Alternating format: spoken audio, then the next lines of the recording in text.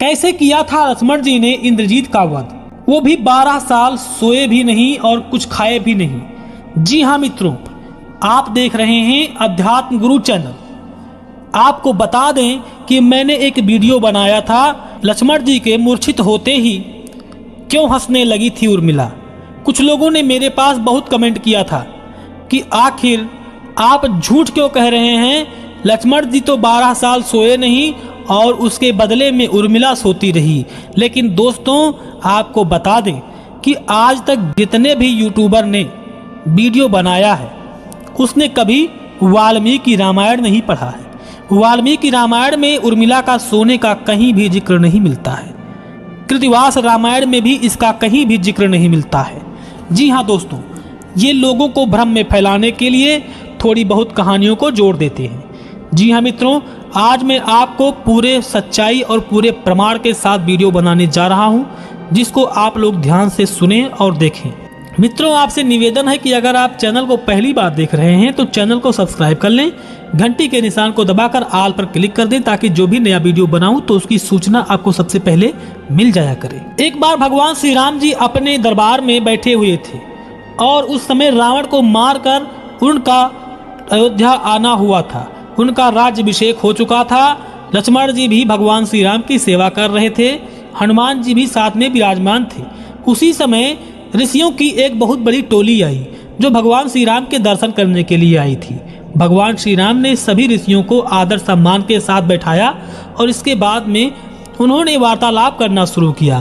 तो ऋषियों ने प्रभु श्री राम से पूछा कि हे प्रभु, आपने समस्त राक्षसों का कैसे वध किया, कृपया बताने की कृपा करें। प्रभु श्री राम ने शुरुआत से बताना शुरू किया कि मैं शुरू से ही जैसे ही वनवास में गया सबसे पहले मैंने कबंध राक्षस का वध किया। इसके बाद जितने भी राक्षस मिलते गए उनका वध करते हुए मैं आगे की तरफ बढ़ता गया और लक्ष्मण जी ने अतिकाय, इंद्रजीत और जैसे बड़े बड़े धुरंधर को वध कर दिया था और मैंने रावण का वध किया जो त्रिलोक विजयी था। ऋषियों ने कहा कि हे प्रभु, आपने किसी का भी वध किया हो, स्वयं लंकाधिपति रावण का भी वध किया हो तो इसमें कोई संकोच नहीं है, लेकिन लक्ष्मण जी ने इंद्रजीत का वध कर दिया, ये तो अद्भुत है। अरे ये इंद्रजीत वही इंद्रजीत है जिसने इंद्र को भी बांधकर अपने लंका में ले आया था। ब्रह्मा जी के मांगने पर, विनती करने पर इंद्रजीत ने इंद्र को छोड़ा था। उस इंद्रजीत की बात करते हैं जो आकाश में अदृश्य होकर लड़ाई करता था और उस युद्ध में जिसके 1000 आंखें हैं, जो स्वयं इंद्र हैं, वो भी उस अंतरिक्ष में उसको देख नहीं पाते थे। और क्या आप रावण के सेनापति को जानते हैं? अरे रावण का सेनापति, रावण के योद्धाओं में इतने बड़े बड़े जो भी सेना थे सब सेनापतियों के ही समान थे। वो एक एक बड़े बड़े योद्धाओं पर भी भारी पड़ते थे। स्वयं इंद्र को भी उनके सेनापति जीत लेते थे। ऐसे रावण के इंद्रजीत की बात करते हैं, इसके बारे में आपको स्वयं महामुनि अगस्त्य जी बताएंगे। तो भगवान श्री राम ने कहा कि हे महामुनि, आप इंद्रजीत के बारे में मुझे कुछ बताने की कृपा करें। महामुनि अगस्त्य दाहिने ओर बैठे थे। वे मुनि राक्षसों का सारा वृतांत जानते थे।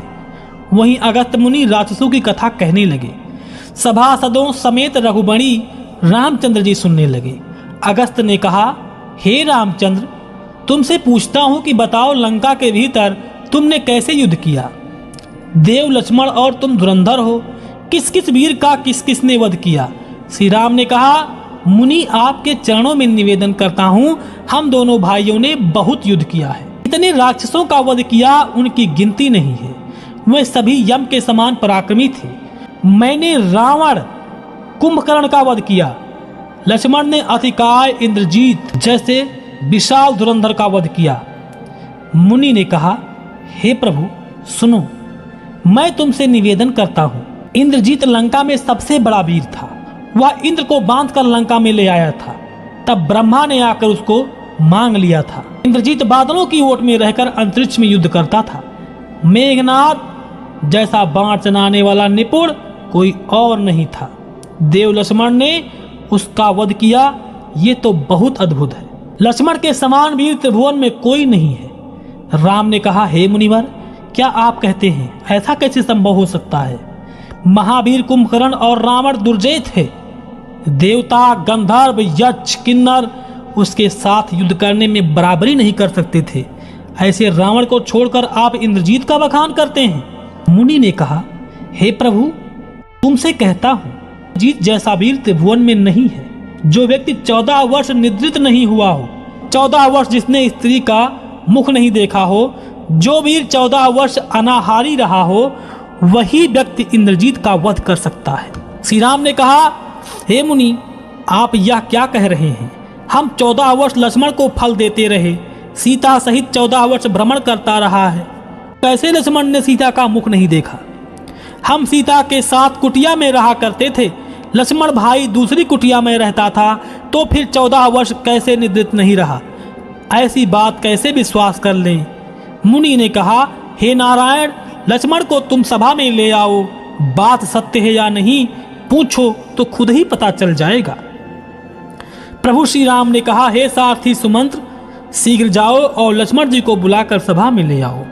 श्री राम की बात सुनकर सुमंत्र जी चले गए और लक्ष्मण जी वहां पर उर्मिला के साथ अपने महल में बैठे हुए थे। माता सुमित्रा भी वहां पर मौजूद थी। सारथी सुमंत्र ने जाकर सिर झुकाकर भगवान श्री राम की बात को बताई। लक्ष्मण ने सुमंत्र की बात सुनकर कहा, चलिए मैं तुम्हारे साथ चलता हूँ। लक्ष्मण जी आगे आगे चलकर और रामचंद्र जी के पास दरबार में आ गए, उन्हें प्रणाम किया। रामचंद्र ने लक्ष्मण से कहा, मेरी शपथ है, मैं जो बात पूछूं सभा में समक्ष में सारी बातों को बताओ। हम तीनों जन 14 वर्ष तक साथ रहे हैं। हे लक्ष्मण, तुमने सीता का मुख भला कैसे नहीं देखा? मुझे घर पर रखकर तुम फल लाया करते थे, हमें फल देकर क्या तुम स्वयं अनाहारी रहते थे? वन में तुम दूसरी कुटिया में रहते थे, 14 वर्ष तुम कैसे निद्रित नहीं हुए? लक्ष्मण ने कहा, राजीव लोचन सुनिए, जब पापी रावण ने सीता का हरण किया था, तब हम दोनों रोते रोते वन में भ्रमण करते थे। उस समय ऋषिमुख पर्वत पर माता सीता के आभूषण पाकर जब आपने सुग्रीव के समक्ष पूछा था, लक्ष्मण ये सीता के आभूषण है या नहीं, पहचानो लक्ष्मण, तब हे प्रभु, मैं हार या कुएर को पहचान नहीं पाया, केवल चरणों के नूपुरों को पहचान सका। प्रभु, यह सत्य है कि हम तीनों एक साथ रहते थे, परंतु मैं माता सीता के चरणों को छोड़कर उनके बदन को कभी नहीं देखा। मैं माता के चरणों का दास था। मैं 14 वर्ष कैसे निद्रित नहीं हुआ रघुनाथ, यह भी कथा सुन लीजिए, आपसे बताता हूँ। आप और माता जानकी कुटिया में रहते थे। मैं हाथ में धनुष बाण लेकर द्वार की रखवाली करता था। मेरे नयनों को जब निद्रा ने आच्छादन कर दिया, तो मैंने क्रोधित होकर निद्रा को एक बाण से भेद दिया। तब मैंने क्रोधित होकर निद्रा को एक बाण से भेद दिया। हमने कहा, हे निद्रा देवी, मेरा उत्तर सुनो। यह 14 वर्ष तुम मेरे समीप न आना। जब रामचंद्र जी अयोध्यापुरी में राजा होंगे, माता जानकी रामचंद्र के बाएं आसीन होंगी, मैं छत्रदंड हाथ में ले दाहिनी ओर खड़ा होऊं। हे निद्रा, उसी समय तुम मेरे नयनों में आना। प्रभु, उसका प्रमाण आपसे कहता हूं, जब आपके बाएं माता जानकी सिंहासन पर बैठी थी, छत्र धारण कर मैं खड़ा हुआ था, तो मेरे हाथ से छत्र झुककर गिर पड़ा। उसी समय निद्रा ने आकर मुझे व्याप्त कर लिया। मैं जरा हंसकर लज्जित हो गया। मैं वन में 14 वर्ष अनाहारी था प्रभु, उसका प्रमाण आपसे कहता हूँ। मैं जंगल में जाकर फल लाया करता था प्रभु, आप उसे 3 भाग करते थे। हे राजीव लोचन, आपको स्मरण होता है या नहीं? आप मुझसे कहते हैं, लक्ष्मण फल रख लो। मैं कुटिया में फल ले जाकर रख दिया करता था। हे रघुमणि, आपने कभी खाने के लिए नहीं कहा, बिना आज्ञा के मैं कैसे आहार करता? 14 वर्ष के में तुम्हारे फल पड़े हुए हैं। श्री राम ने कहा, फल कैसे रखे हैं? प्राण प्रिय लक्ष्मण, तुम इस सभा में ला दो। देव लक्ष्मण ने हनुमान जी को आज्ञा दिया, हे पवन पुत्र मारुति नंदन, वन में जाकर मेरे कुटिया से फल ले आओ। हनुमान ने वन में जाकर देखा कि 14 वर्ष के वह फल तूण भरे हुए आज भी रखे हुए हैं। उनको देखकर हनुमान जी कहने लगे, यह कैसा कार्य संभव है? भगवान श्री राम ने मुझे ऐसे कार्य के लिए भेज दिया। अरे इसे तो कोई छोटा सा बांदर भी लेकर आ जाता। प्रभु ने अन्याय कर हमें भेजा है। हनुमान जी को जब ऐसा अहंकार हुआ तो फल को जैसे ही हनुमान जी ने हाथ लगाया वो फल लाख गुना भारी हो गया। पवन नंदन वह टूण हिला तक नहीं सके। मुरझाए बदन से वे सभा में आकर उपस्थित हुए। हनुमान ने कहा, हे प्रभु, समझ में नहीं आ रहा है, मैं अपनी शक्ति से उस तूण को हिला भी नहीं सका। तब राजीव लोचन लक्ष्मण ने कहा कि चलिए मैं आपके साथ चलता हूं और उस फल को लाकर प्रभु श्री राम के सामने रखता हूं। और लक्ष्मण जी गए और वहां से फल लेकर आए। श्री राम जी ने कहा, हे प्राण प्रिय लक्ष्मण, सुनो, 14 वर्ष के फलों का गणना करो। एक एक कर लक्ष्मण ने सारे फलों की गिनती कर डाली, केवल 7 दिनों के फल नहीं मिले। श्री राम ने कहा, हे प्राण प्रिय लक्ष्मण, तुमने 7 दिन तो फल खाए हैं ना? लक्ष्मण ने कहा, हे देवनारायण, सुनिए, उन 7 दिनों फलों का संग्रह किसने किया था? जिस दिन पिता के वियोग के समाचार से हम विश्वामित्र के आश्रम में निराहार रहे, उस दिन फलों का संग्रह नहीं किया था। और 6 दिन के बारे में सुनिए, जिस दिन पापी रावण ने सीता का हरण किया था, तो शोक से आकुल होने के कारण फल कौन लाता? जिस दिन इंद्रजीत ने नागपाश में मुझे बांधा था, उस दिन अचेत होकर मैं धरती पर सो गया था, इससे फल मैं नहीं ला सका।